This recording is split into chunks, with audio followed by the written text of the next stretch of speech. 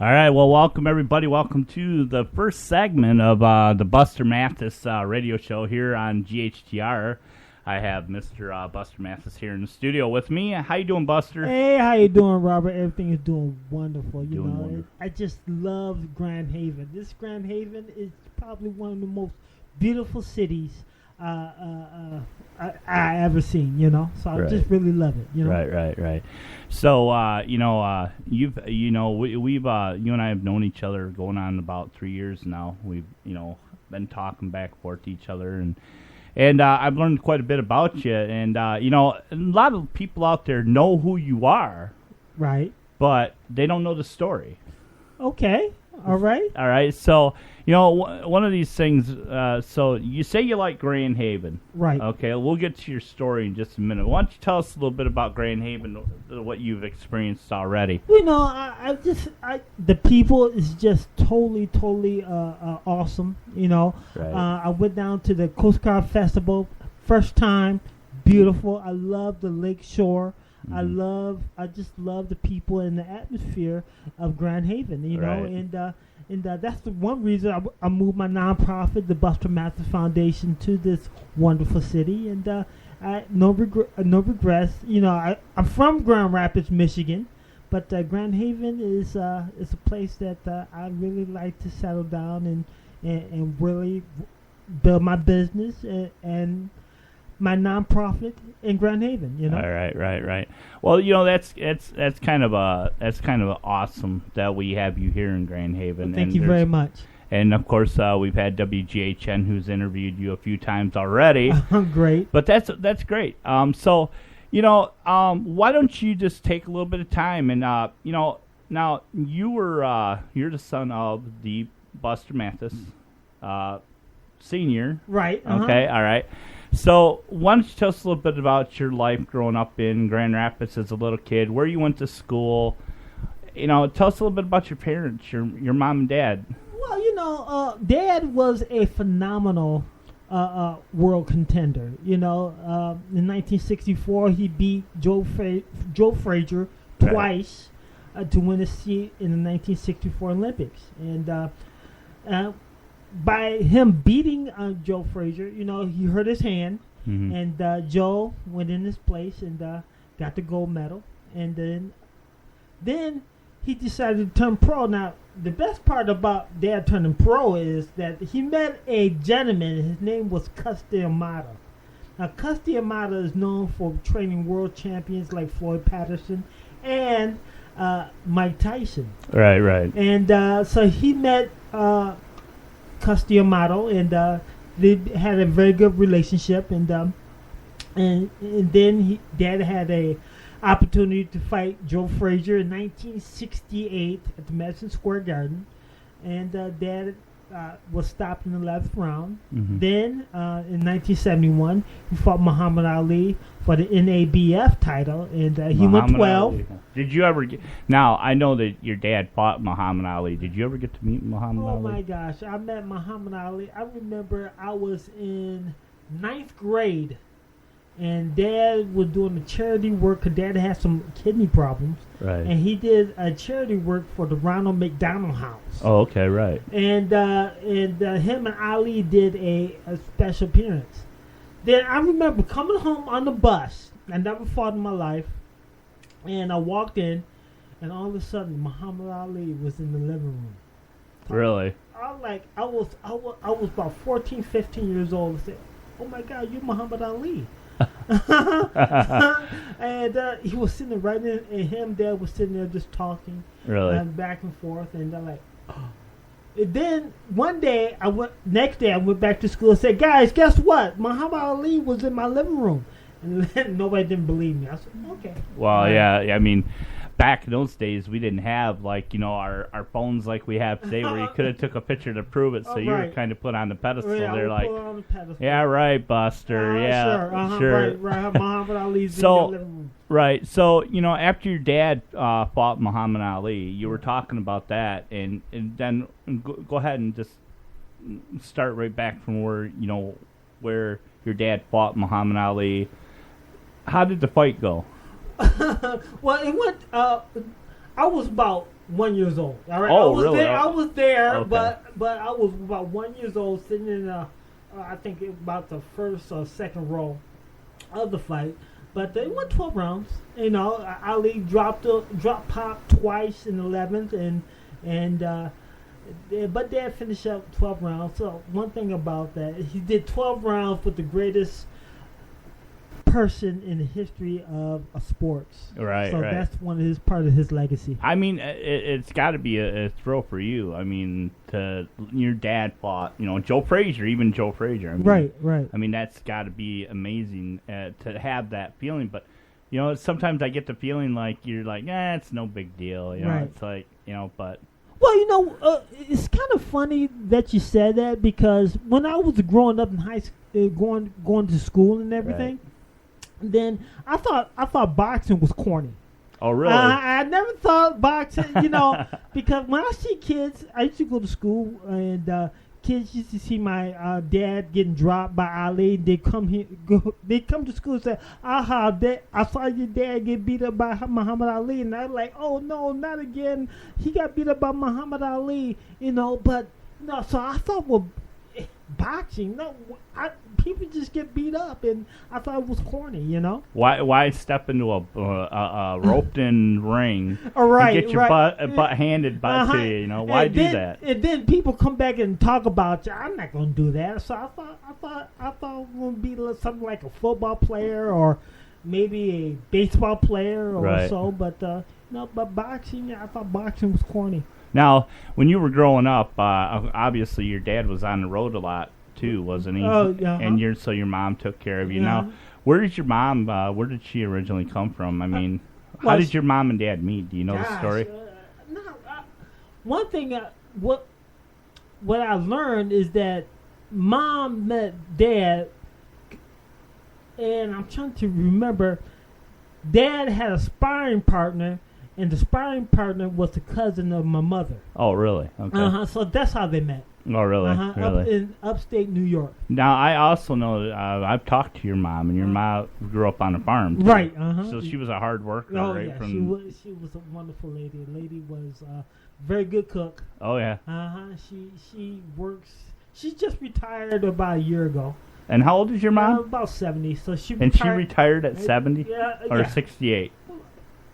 You put me on, I think about 68. Okay. But 68. she worked all of her life. All of her life, That's what. And but it's time for her to retire and everything. Right. So I'm very happy for her. Well, I know when I talked to her, she was really happy about retirement. Oh yeah. She was just like, this one day she went to work and she said, "That's enough for me." Oh yeah. Like, But I mean, growing up now, you have a sister also, right? Tony. Okay. Now, is she older than you or younger? Younger. She's 3. No, I think 2 years younger than I am. Really? And you told me she used to beat you up a little when you were younger? I want to say, nah, she didn't beat me up. You liar. No. Didn't she? Okay, so you beat her up then. No. Tony, she's tough. Yeah, is she? Yeah, but Tony, she helps take care of elders. She's the what you call it, elderly care. Okay, and right. She helps take care of elderly people. Well, okay, yeah. I mean, now, so when you were in grade school, were you ever picked on in grade school? All the time. Being the son of a famous athlete, people want to test you. Really? So I think that's was one of the most hardest, difficult time, and going to school and. People want to say, "Oh, you're nothing like your father," and I wasn't. Right. I'm about 5'11" and a half, and Dad was 6'4". Wow, he was big. I didn't know he was that tall. Yeah, he was 6'4" and very fast, and I was nothing like him. So I was very intimidated. And you think you like your father? No, I'm nothing like Pop. Trust me, I wasn't. Really, really. So did you grow up in a real strict home? Was your parents pretty strict on you? Yeah, very disciplined. Really? They really put the respect. I had to respect my father's house and everything. Right, so right. No drugs, no nothing. Very, very, very, very on point. So Dad was very disciplined. So how were you as far as I'm concerned? How were you in school, like grade wise? Were you like say up through junior high and high school? gosh, I was a bad student. At least you're honest. Yeah, I didn't really like school. Only class I really liked was history. Really? That was probably one of my favorite subjects. I probably could have guessed that. I was a history buff, but then again, everything else I didn't really care for school and everything and stuff like that. Yeah. Well, one of the things you have talked to me over the course of the last 3 years. Right. You've always talked to me about how when you were growing up, your dad, your dad was the man of the house. Of course. Yeah, and there was a few times that the one thing you hated him saying was, "Go out and cut me a switch." Oh, yeah. Back in the days, you go in there and get that switch and everything. But Did you ever try to cut one of the bigger ones? No, I try to get the smallest switch I could possibly get and let him go get the rest. But make him work for it, right? But I was blessed that my father gave me the punishment. All right. Help me to become the man that I am now. Now, did you ever do any sports when you were in school? Oh God, I tried to do sports. Really? I really did. I tried football, wrestling, track. What did you like to do when you were in school? Now, let's take sports out of the equation. What was the one thing you loved to do as a young buster? Probably eat. Really? Yeah, I like it. Yeah, but you talking about sports wise? No. I'm talking about. Didn't you have let's see, back in those days, you would have had I don't know. Did you ride bikes or? Oh gosh, maybe going back many years. What I used to do, I was a little fat kid trying to fit in. Oh, really? Yeah. So it was very difficult. You weren't like a little fat Albert, right? I think a little bigger. Really? Yeah, I was a real fat kid. Really? I was a real fat kid. Yeah. I don't. Come on. Yeah, so I was really, really, really big. Really? And so that probably contributed to some, kids making fun of you and stuff like that. No, you getting big and fat, and people want to pick on you and everything. And so you graduated from high school. Okay, and where did you graduate from? Granville High School. Really? Yeah. How was that? The day you walked up and got your diploma. What was your first thing on your mind? Let me backtrack a little bit. Things were going good. I had a rush for everything, but when I started boxing when I was in the 9th going in 10th grade. Oh, I didn't know that. I didn't know. I thought you started after. No. Okay. I started boxing 9th and 10th grade because when I started boxing, I was weighing around 280. Oh, that's pretty. You slimmed down quite a bit then. Then when I got back, when I was in the 10th grade, I lost 100 pounds. So I went from 280 to 180. Then I went into the Golden Gloves, and I won my first state title when I was in 10th grade. Well, okay, so... All right, so I missed a lot here. Okay, we missed a lot. We missed a lot. So tell me, how did you get into boxing? What was it? Tell me. Well, because kids was mean, was picking on me. I tried to fit in. I wanted the girls. I was very shy. Gosh, I tried to hang with the jocks, trying to be cool, but I just couldn't fit in. I could not just fit in. I don't know why. So I remember one day, I was very, this kid just totally picked on me. And I didn't want to go back to school and everything. And I'm trying to find ways to get out of going back to school. And I was sitting back in my room crying and everything. Then there was a show called ESPN. This is 1984. And they were doing a special on Joe Frazier. And I was sitting there watching it. And all of a sudden, Joe was talking about how he fought Dad. And the best part of it is that they showed Dad winning the Olympic trials in 1964 fighting Joe Frazier. Now, check this out, Robert. I was big and fat. But I never saw a guy who was weighing 300 pounds fighting Joe Frazier. Joe was weighing about 180, and Joe was knocking out everybody. And I never saw a guy move that fast. He was faster than Joe Frazier, and Joe was weighing 180. Right. And Joe knocked everybody out except Pop at the Olympic trials. Okay. He's not. And Joe knocked out everybody except Dad. And I was sitting there being sad and crying and people. I was trying to find a way not to go back to school. Right. And then when I saw Dad beating Joe Frazier at the Olympic trials, my life changed automatically. And Dad came home from work. I said, Dad, can you teach me how to box? Dad said, no. Oh, he said no? No. I said, Dad, I want Did he say no or did he say hell no? Said no. Okay. He said no. I said, please, can you teach me how to box? I said, no. All right. I go back to school, get picked on again, come home crying. Now, Dad started a gym called Pride Boxing Gym. Now, I was not interested in boxing. Dad was going to this gym a year before I decided to box. Okay. And Dad was a trainer, was a head trainer. And these kids were winning Golden Glove championships. And I did not like boxing whatsoever. But when I saw Dad beat Joe Frazier at the Olympic trials, and he was moving, a 300-pound man moving faster than a 180-pound Joe Frazier, that's why I decided I want to do that.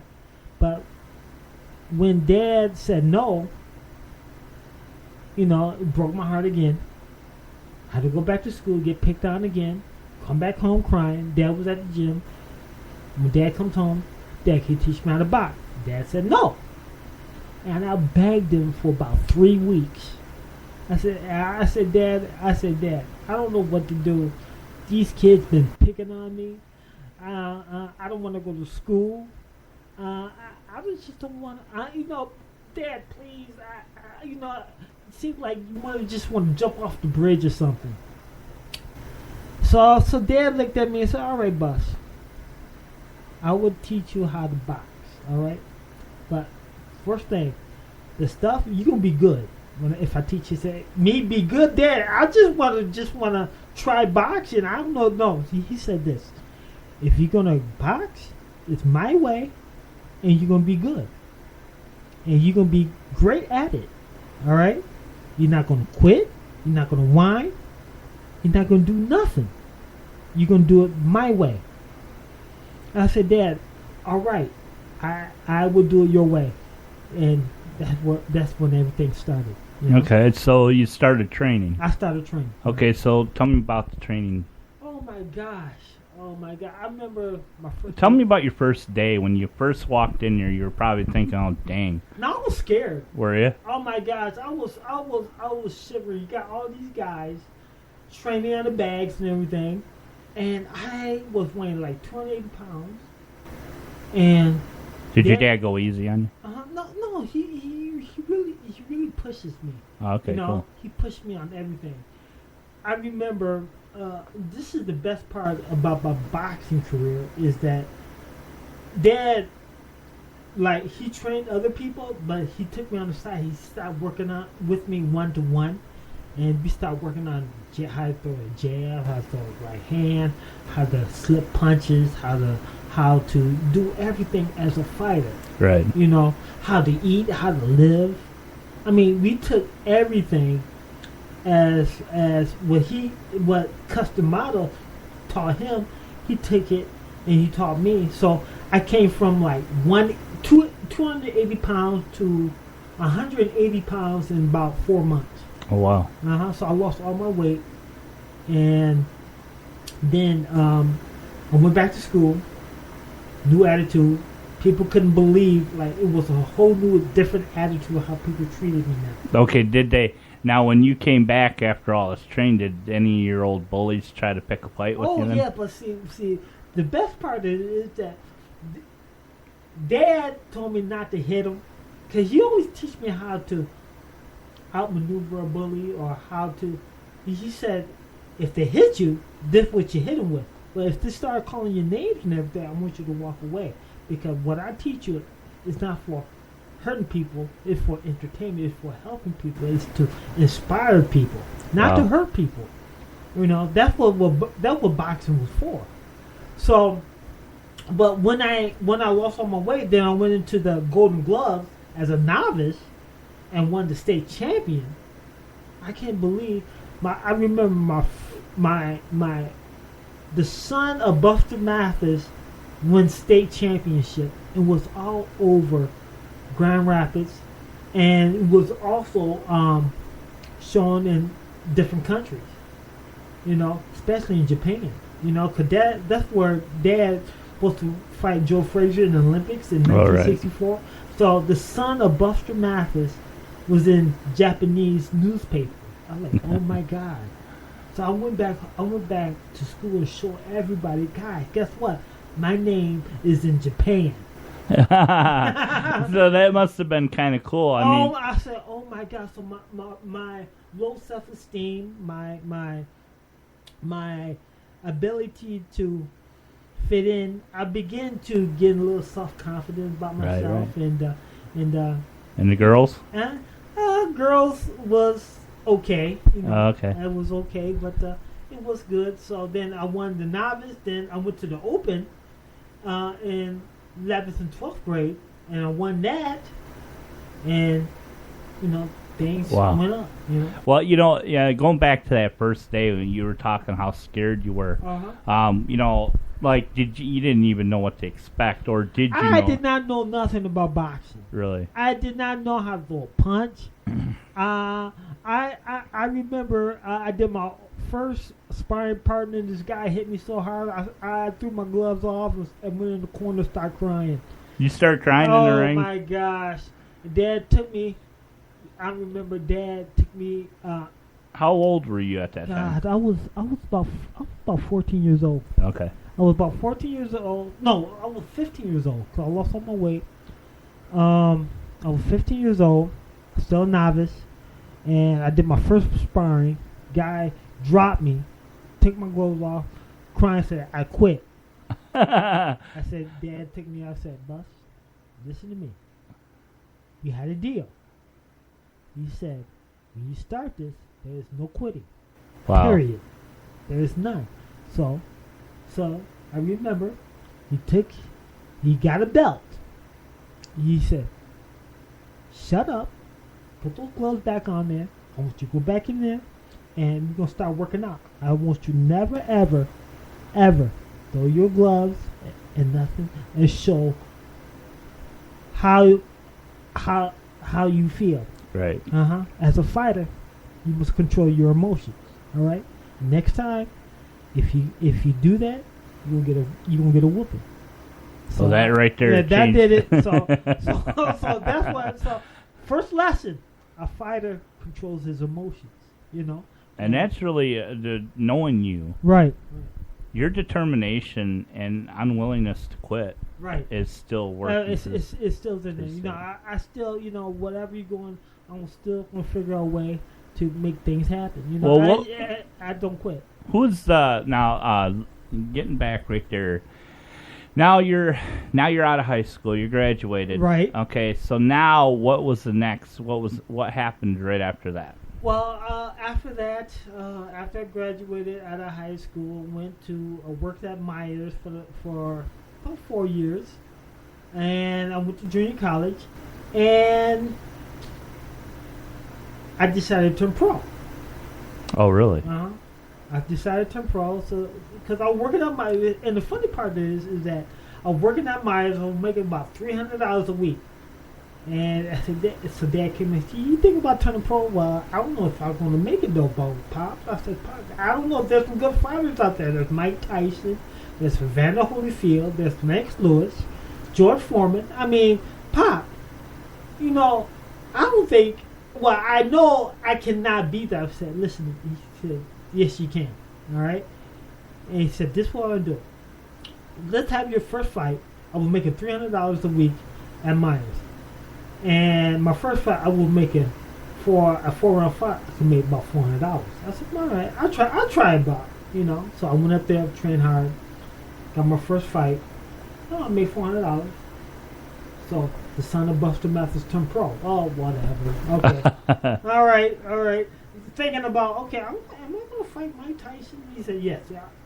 Yes, you're going to fight Mike Tyson. I know Mike Tyson. I talked to Mike Tyson. Dad used to talk to Mike Tyson. Talk to Ali. Talk to Joe Frazier. Talk to George Foreman.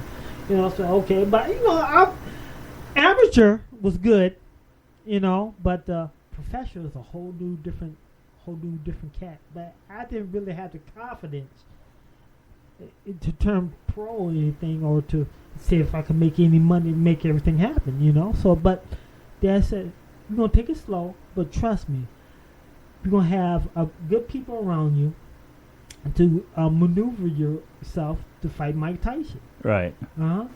So I said, all right, Pop. All right. So we keep on having the fight. We had a fight. I was going to junior college. I'm going to get a degree, and all of a sudden I start winning. 1 fight, 2 fight, 2, going to 4 fight, 4 fight for the 8th fight. Right. All of a sudden now I'm 10-0. All right, I got a little confident. After my 12th fight, then we start for a title. 12th fight? No, I had 14 fights before I had a title fight. Right. That was Tyrell Biggs. Now this was a true test. If I win that, I could sign a contract with a major promoter. Okay. So we trained hard and stuff like that. Then we fought Tyrell Biggs at Aladdin in Las Vegas. Won that. Now I'm USBA heavyweight champion. I signed a multi deal with Cedric Kushner out in New York. Right. Then that fight came up to the Riddick Bowe fight. And that fight, after Riddick Bowe fight, was a no contest, hit me low. That positioned me into a heavyweight title fight, elimination fight with Mike Tyson, because he was about to come out of the prison. So it got me to a chance to confront Mike Tyson. So that's how things happened. So when you were turning pro, right? Let's talk about what was your first fight when you turned pro? God, Rob, you're going back into a... Come on now, clean those cobwebs out. I know. I think my first fight was in Detroit. Really? Uh-huh. How did it feel? I mean, to be scared. I was Robert. I was scared. Really? Listen to me. Every fight, I used to call Dad crying in tears. I said, Dad, I don't know if I'm going to do this. A lot of people don't know. People look at my fights on the videos and everything. We train hard and stuff, but I remember every fight that I had, I called Dad. I said, Dad, I don't know if I can do this. I'd be crying, and he always reminded me of the hard work we put into it, and how the sacrifice we did it, and how we could, just go in there with your training, you could defeat this guy, Right. But a lot of people don't understand it. Every fight I did, I called Dad crying because I was so scared. Now, when it came to time, let's talk about the big fight, the one leading up to Tyson. Right. Okay, let's talk about that period of time, because right. I know that there's a lot of hard things that happened. Oh yes. So your dad had told you. You had told me before that your dad was like, told you, if you fight Tyson, you're set. Oh yes. You're gonna be good. You're gonna be good to go. Mm-hmm. But leading up to that time, you had told me you'd talked to Mike Tyson, and I mean, what was the conversation? Do you remember part of the conversation? Oh wow, I remember Tyson. Don King invited us, me and my Team Mathis boxing group, to MGM Grand because he was fighting Peter McNeely. But let me go back let's go back a couple years there. I think in 11th grade, Mike Tyson called Dad. Right. And Mike Tyson was 19 years old, fast, phenomenal. And I remember I was in junior in 11th grade, and Mike called the house, and he said, "Can I speak with your father?" I said, "Who is this?" "This is Mike Tyson." I said, "Oh my God, this is Mike Tyson." And I told Mike, I said, "Mike, guess what? I'm gonna fight you one day." I told Mike, I said, "Mike, I'm gonna fight you and I'm gonna beat you." And I asked Mike, "Do you have any suggestions?" He said, "Listen to your father." That's all he said. Wow. And he said, "Listen to your father." So then let's go back. I was in 11th grade. Now it's 1995. Mike Tyson got out of jail, and he fight Peter McNeely. And Don King flew me and my team Mathis boxing team out there to watch the fight. Right. And then after the fight, we went to the after hour party. I met every movie star you could possibly imagine, from Shaquille O'Neal to the Wayne brothers to Cher. Everybody was there. Then in the corner was Mike Tyson. So I went up unto Mike Tyson. I looked at him. He says, "Do you remember me?" He said, "Yes." He looked at me and said, "Now you're going to get your chance." So he remembered. Wow. I said, "Wow, okay, all right." So, that's when the butterflies start.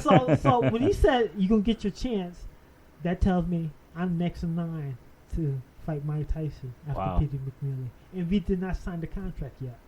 So what was it like when you got the news that you were going to fight him? You know what? I told this what happened. When I saw Mike Tyson fight Peter McNeely, I saw so many mistakes and everything. I called Dad. I said, "Dad, you know what? We could beat this guy." I told her, I said, "Dad, we could beat this guy." She said, "I know." So I was very excited. So you started getting a lot more confidence as more Oh fights. yeah, definitely. And I knew Mike. Cause Mike used to come down to Detroit when I was an amateur and used to call Pop all the time. And then I know that Mike used to go to Boynton Springs where Ali was living at. He used to go up there a lot, so he used to come to Michigan all the time after his fights, and especially in Detroit. Right. So yeah, I've been knowing Mike since I was in 11th grade. So the date was set. Yeah. And then, but unfortunately, your dad didn't get to see the fight. Yeah, Dad passed away about, I think it was about 2 months before I fought Tyson. How did that affect you? It was hard. It was a challenge. It was inspirational because the fight is really for him, right? Than for me, And Dad told me go through with it, and I didn't want to go through with it, But it's understandable. I mean, you just you lost your dad, and your dad was a big inspiration to you. Right, exactly. But and so leading up to the fight, I mean, there had to have been this thought in your mind where I can understand where you would just say, I just don't want to do it. Right, exactly. But going in there, one thing Dad told me before fighting Tyson, and you could go to YouTube and look at it, is that whatever you do not go backward. You got to take the fight to Mike Tyson. All right? When people go into the fight Mike Tyson, people run. When people run, they get knocked out. So, first thing I had that in my mind, when the bell rang, charge at Mike Tyson like a bull and surprise him, because he does not expect that from a lot of fighters. I watched the fight, and that's pretty much what you did. And that's what I did. I went up to him and I just charged him as a bull and stayed close to him. So that's what. So moments before the fight, you're sitting there. You're about to go on into the ring. You're about to go into this big. Right. You're gonna box in front of 42 million people. 42.2 million. Yeah, right. In your mind, you're probably thinking, "Oh, wait a minute, man." But there had to have been that one private moment when you probably just looked up and said, "Dad, this is for you." Oh yeah, definitely. So I'm going up there. I said, "You know what? For all the fights." And check this out. For all the fights that I did, Dad wasn't there. I couldn't call him. I just decided I'm not going to cry. I'm not going to cry. And that's when it then just did try to do what I had to do, you know. So you fought him. Yeah, I fought him. Yes. And you lost. Yeah, I lost. A lot of people think that you did that you just kind of stumbled there and. No, what happened if you look at the video, you know, the ref didn't give me a full count.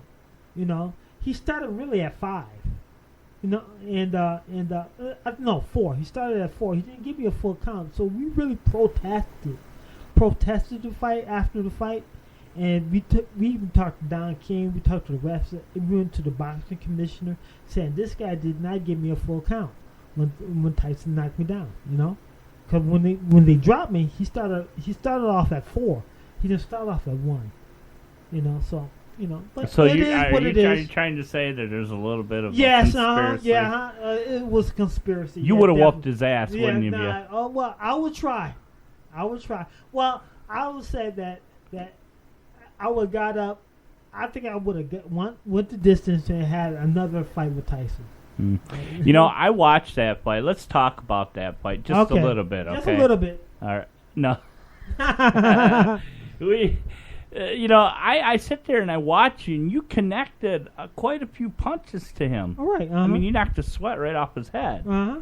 Sure. I mean, it's like, I'm sitting there going, you know, when I first met you, I really didn't know who you were. Right. The name sounded familiar, but again, it was like one of those names that you hear, but you just don't remember. Right. So when I went and watched it on YouTube, I watched the fight with you and Mike Tyson. Right. One of the things I noticed, I said, I've never seen anybody, the technique that you use. It's just like you went right in there and you just kept your head like against the shoulder, and you were just like dodging these. Right. He was throwing some punches that would knock a person, kill it. You know, it's like, and you're fast. You're incredibly fast. Right. You know, and I'm just like saying to myself, I'm going, oh wow, you know, and there was this one hit. Right. I watched the sweat just spray off from his head, and I'm like, he just hit that guy that hard. Yeah, but you know one thing about fighting Mike Tyson, you know, Dad was trained by Customato. Right. You know. Right. And then when Dad passed away, I went to Joey Ferriello. Well, Joey Ferriello was trained by Customato. Oh wow. And then, so I had 2 custom model students, teachers, teaching me the custom model style. What was that technique? It's called peekaboo. Peekaboo. And with the punches that Mike Tyson was throwing, they are codes. Called the number system, and each number that is yelled out, Mike throws a punch. For example, a 7 could be a jab, or a 2 could be a right hand. A 1 is the left hook. 3 is a left uppercut. 4 is a right uppercut. You know, 5, 6 is right and left to the body. So when the trainers was yelling out the numbers, I knew the numbers were. So, and a lot of times when the corner said throw a 7, that's a jab. When they yelled 7, I knew that there was a jab coming, so I was able to slip the jab because Mike was listening too. So that was one of our secrets. Is I knew the system just as good as Mike Tyson did. So they're actually telling him what to throw at you. And I knew. And no one was telling you anything. No, because I was listening to the corner. Right. So when they said Mike throw it at 1, 2, 3. That's a left hook, right hand uppercut. Oh, okay. Mike Tyson's thinking about throwing a left hook, right hand uppercut, and I knew that they were throwing that. That's how I was able to dodge it. Did you trip? No, no. It was a shock. It was a shocking punch, but it didn't hurt me. But I was mad about myself. So if you would have got up and you would have recovered. Oh yeah, I think we went the distance because I just knew. I knew. That's the only fight I wasn't afraid of because I knew what Tyson knew. I think your dad was with you. Yeah. I actually do because you watch the fight and it was an amazing fight. I mean, it was. I mean, even though I was a 41, I was a 41 underdog. People said I wouldn't go past the first round. Really? Yeah. I wouldn't go past the first round. So How many rounds? It was about 3. About 3? Yeah. You almost made it to the end of the 3. Yeah, exactly. And then that was pretty much the end of it. Now, a lot of people there's a little bit of, and I'm just going to say it. There's been, talk of where this was a staged fight. I don't know what no stage fight, but no, you can't stage in front of 42 million. Right. Yeah, so I don't think so. Well, one of the biggest things that I remember most is it's what you've told me. It's like after the fight. Right. It was after the fight where you decided that you didn't want to fight no more. Nah, yeah, I didn't want to fight because after Dad passed away, then my trainer Joey passed away about 10 days afterwards. Wow. Then I went to Kevin Rooney. Kevin Rooney was also Mike Tyson's trainer, and I stayed about 8 weeks with Kevin Rooney, and that didn't really work out. So I really got sick and tired of boxing, and I decided to retire and continue my education. Well, we got a listener out there. This is Joe from Albuquerque, New Mexico. What's up, Joe? And he says, "Great story. Your journey is true inspiration to others." Oh, thanks a lot, Joe. I appreciate it. Yeah. I'm trying to inspire a lot of people, and especially through my nonprofit, the Buster Mathis Foundation. Right. And now let's okay. So you're done boxing. Right. Now you go to college. Uh-huh. All right. Well, how did you? I mean, everything you tell me it's like you're like a machine. It's like everything that you've done. Uh-huh. It's like, and you gotta look at your age too. You've done a lot for your age. Oh yeah. So I try. I was fighting in Japan when I was like 23 years old. Japan. You fought in Japan. Yeah, I fought in Japan. How was that? I mean, it was phenomenal. I fought in Africa. Really? I defend my title. No, I fought a fighter in Africa. I defend my title in Japan. I fought in Mexico. I fought in Europe. Fought in Vegas. I fought all over the world. You did, yes, you did. So, boxing was a great tool for me to just see the world and stuff. So I was blessed with that. Right. Well, what was the I've sat down, I've talked with your mom, and right. I've talked with you. Uh-huh. So one of the things is when did it come to mind in your head when you thought, I want to give something back? What was it that made you really make that decision? Well, to leave a legacy and to really, really give something back, I really started the Buster Mathis Foundation, in the name of my father, right. Buster Mathis Sr. Dad was a giving man, and that's what I was brought up to. Dad gave a lot of, worked with a lot of kids, teach them how to fight. And I don't care what color you are, black, white, green, yellow, I don't care what it is, if you're big, fat, if you're a girl, woman, doesn't matter. Dad will go in there and teach you how to throw punches. And he always tell people, if you have the courage to go into the ring, regardless what happened, right. You just conquered the biggest fear in your life, You can do anything you want to do if you're able to do that. So that's what he really teaches, and teaches kids. That's right. what he taught me. And Dad had kidney problems. He worked with the Kidney Foundation, worked with a Ronald McDonald House, worked with a police athletic league, and Dad was a very, very giving. And that's what he taught me, and so that's why I really leave a foundation, to really give back, right, right. I was raised to do that, So, the Buster Mathis Foundation has pretty much gone through a number of transitions, but the one thing is the goal has always been the same. And in my opinion, when you first came to me. Right. I was actually, it was like I was overwhelmed, and you were looking to make that decision, to build your foundation, and you had to start with some people to help you do it. And so when you came to me, I was like, I was actually overwhelmed. I was like, oh my God, I was probably about as scared as you were, and I was like, I don't, okay, well, the thing about it is the foundation, okay, right. Your foundation, your father's foundation, your father's legacy, right. Well, how did you come up with the idea for the foundation? I mean, what was the foundation going to represent?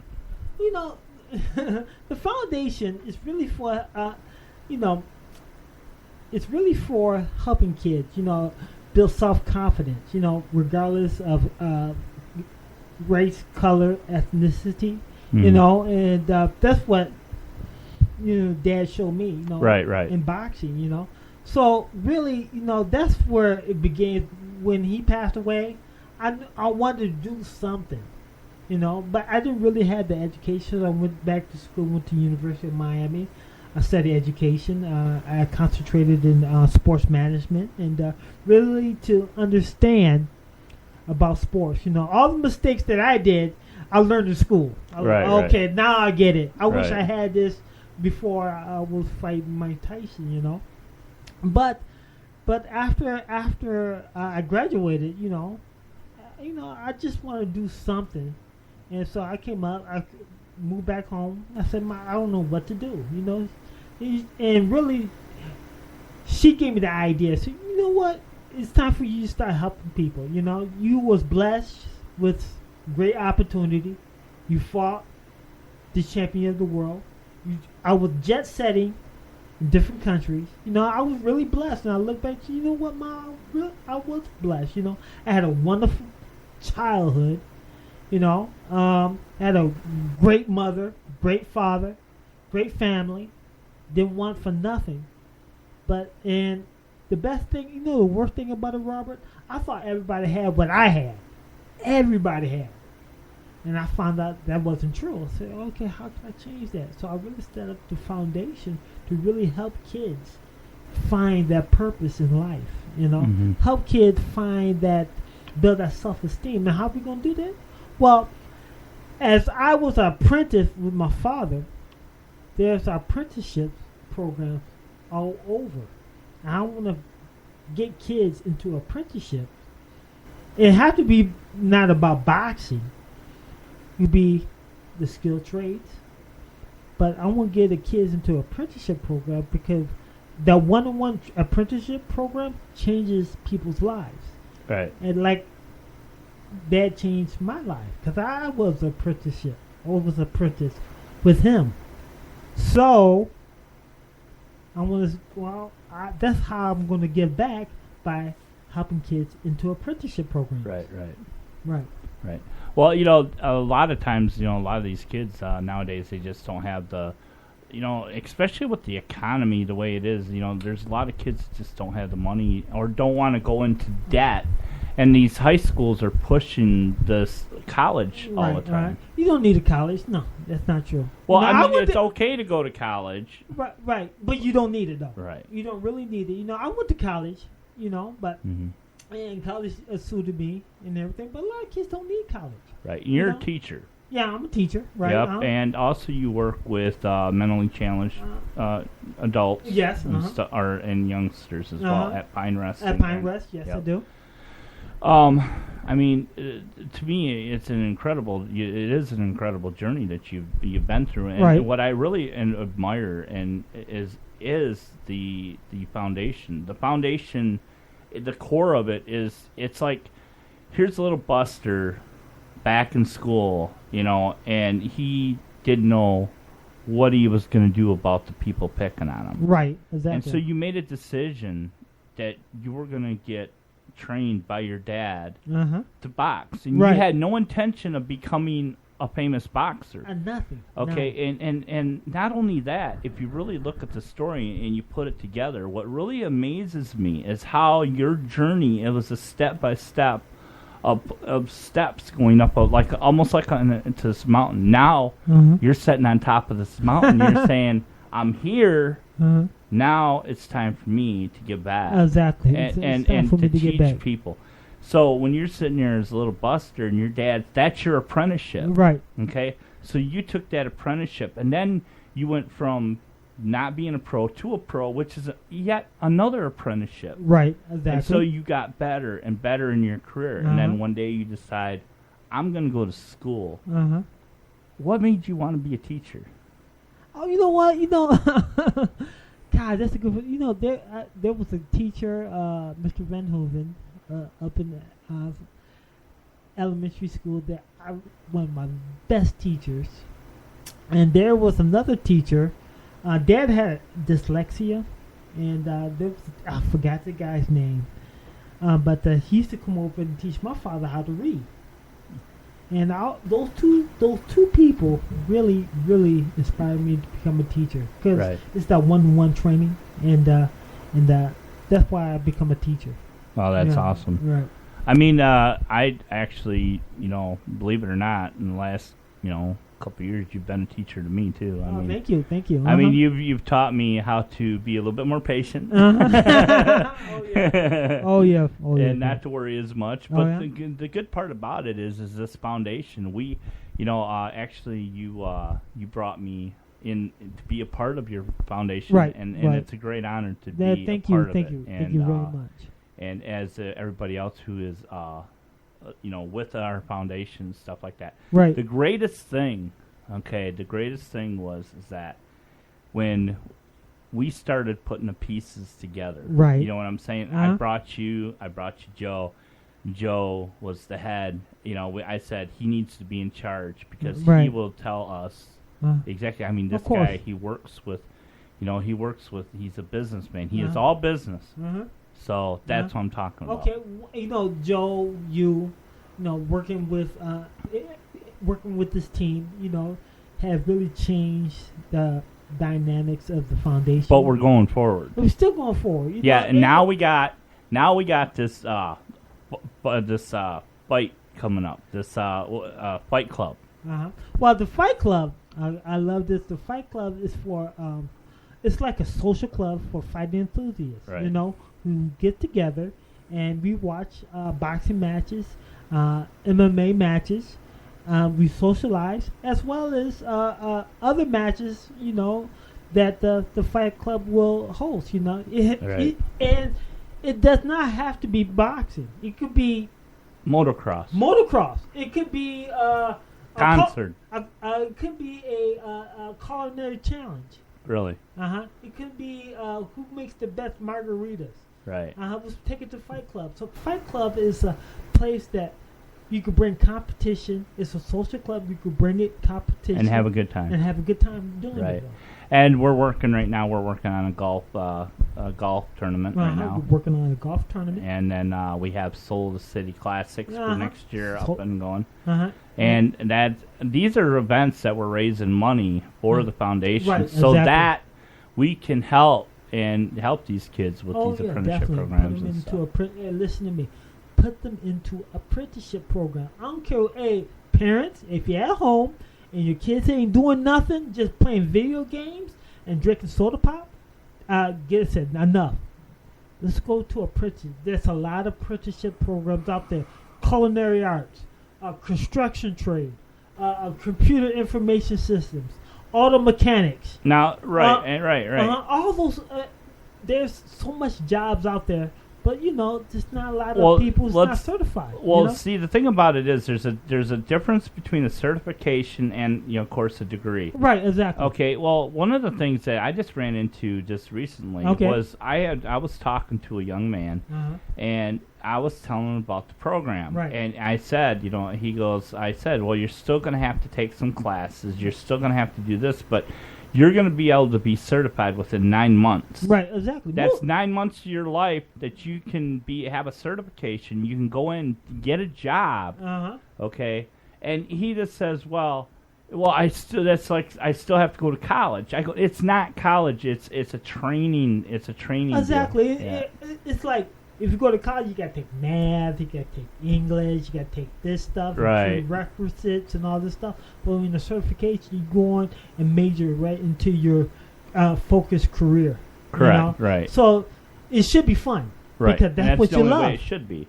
Because you're into something that you love. Right. Exactly. I can remember when I was going to school and stuff like that. I all those classes that I would say half, if not a little bit more than half of those classes I didn't need for my career, and I'm sitting here paying this incredible amount of money to learn something that I learned in high school that I don't. I want to get hands on. Exactly. I want to be. There's a lot of people who are like me, right, who are more hands on than they are. There are tons of people like you, right. But and that's what the Buster Mathis Foundation can be all about: getting kids certified, get into a trading, into a trade, getting into a paid career. You know, right. So I think is our only objective, is to get them into a career that helps them build self-esteem and courage and confidence. Right. And another good thing about it is that they can also, these kids can be proud of it, just like they were in college. Oh, exactly. There's no. You can't, there's like, if you put college kids and you put these kids that are just going to apprenticeships, what makes them any different than each other? Go to like one of those job searches. Right. And you could go to construction trade and information technology. You could go there and look at some of their job qualifications. Right. They said certification in this, college education helpful. Yeah, I've seen that. Yeah, I've seen that, yeah. A degree helpful, but we need a certification in this specific concentration. Right. College is helpful. So, most of these colleges, is good, but you really don't need them, really. Well, actually, I was just reading an article not long ago that colleges are actually saturated with kids who are coming out of college and they're not being able to find the jobs that they went to college for. Well, exactly. It's like, why waste all that time? Uh-huh. I mean, well, it depends. Like, if you're going to be a doctor, you got to go to college. Uh-huh. If you're going to be a veterinarian, you got to go to college. Uh-huh. Okay. If you want to be a cook, you can take an apprenticeship program. Uh-huh. Or if you want to work CNC machines and stuff like that. I have a friend that he's an electrician, mm-hmm. and he went to I think it was a 2-year apprenticeship. He makes about $40 an hour. Wow, that's pretty good money. That's excellent money. Right. I have a cousin of mine went to barber school, making very good money. Right. And you wouldn't think that you could make that amount of money. Oh my gosh! A culinary, just to learn how to cook, can make up to 40 to 50 grand. Right. A year. Right. Exactly. Why aren't school pushing this? Because I think, in my opinion, and this is we can talk about this. Okay. I think my opinion is that the colleges need money, and the only way they're going to get money is to get college students. Everybody talks about college. When I was growing up, that's all I heard about. I knew I couldn't go to college. And in college, college is okay. You know what? I'm African American. Now let me go get me a college degree and make, because this not make my heritage proud. Better. I got it. So okay, but have a friend making $40 an hour. Wow. Say, okay, maybe let's look at this at another direction. And there's a lot of levels too. A lot of levels, right. Exactly. So I am pushing, great age to start around 14, 15, 16. Trying to get those kids into an apprenticeship program. That's what we're all about. Right. And now that we're doing this and we're doing these events, we're going to be raising money for the foundation. There's other ways that we can get money. We can get money through donations too. So you can go to the BusterMathisFoundation.org, and there is going to be a button there real soon, within probably the next hour or two, because Joe's going to get on me about that. Get her up there! But we'll get her there, but I'm going to get her up there, and also you can contact our office here in Grand Haven. We have a phone number on the website as well. Like I said, you can just go to BusterMathisFoundation.org, and you can learn all about the foundation, who we are, what we're up to, and stuff like that. And But with all these new events that we got coming up, boy, we're going to be busy. Oh yes, I love being busy. Right, yeah. And now this radio show, ladies and gentlemen, is actually going to be Buster's show. This is just the first. It's all mine. Yeah, all of it is all mine. Yeah. Robert, you're fired. It's my show now. So who would you like for your first guest? Oh gosh, What's the chances we could get Mike Tyson on here for your first guest? Well, I don't know. Maybe we could call him. Maybe we could do a phone interview. Oh, that would be fine. He doesn't have to come here. We could do a phone interview. Maybe we could do a phone interview. Oh gosh, I like to get. What about the angry grandpa? Not that could be an angry grandpa. I like to get. I went to school with Santana Moss. Right. I like to get Santana Moss on the show. I like to get Egvin James on the show. Egvin James and Warren Sapp was a graduate of the University of Miami. I like to get him on the show. Well, this show is all about you. It's all about you and the foundation, of course. And I think in the next coming episodes, we're gonna talk more about the foundation. We're gonna talk more about getting in touch, how to get in touch with us, and how to get into an apprenticeship program and how it works. I think that would be a good educational series. It's about engaging into the democratic process, and you just gotta get these kids start working, getting paid, put money in their pocket. Right, That's how you're gonna do it. Right. And we want to, we got to give a shout out to our sponsor, SurfGrandhaven.com. What's up, Surf? Anthony's Kicked Up Catering. Anthony, what's up, Anth? And Tony Bones, of course. Tony Bones, Yeah, now those some good ribs, right? Oh my God, excellent ribs. And of course, Shape Web Designs. Now, we're winding up here. Is there any messages right now that you can go out and you can tell everybody right now? Take your time, whatever, but tell the listeners from the bottom of your heart, what is it, one message that you can give them? Okay, this is one message I can give them. And just remember this, all right? And I love this, and I put this on the bottom of my heart. There's no such things as a mistake. It's only discovery. Wow. There you go, from Buster Mathis Jr. himself. Well, I got to say, we've done a real good job here today, Buster. Oh, thanks a lot. Thank you for having me. Thank you for having me. This is your show. Oh, yeah, all right. Take care, Robert. And, whatever. Yeah, I'm fired, remember? Thanks.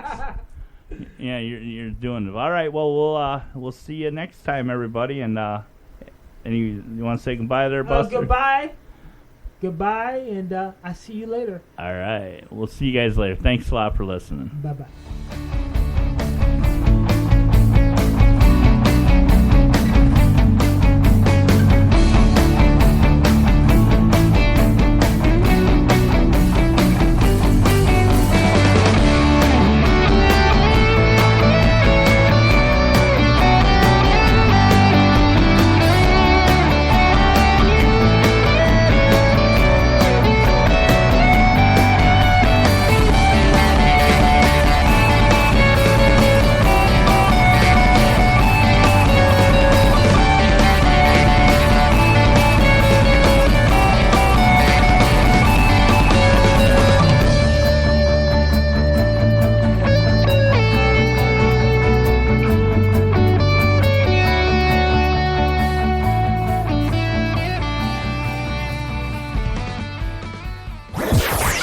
You're listening to GHTR, Nationwide Podcast Radio, www.ghtalkradio.com.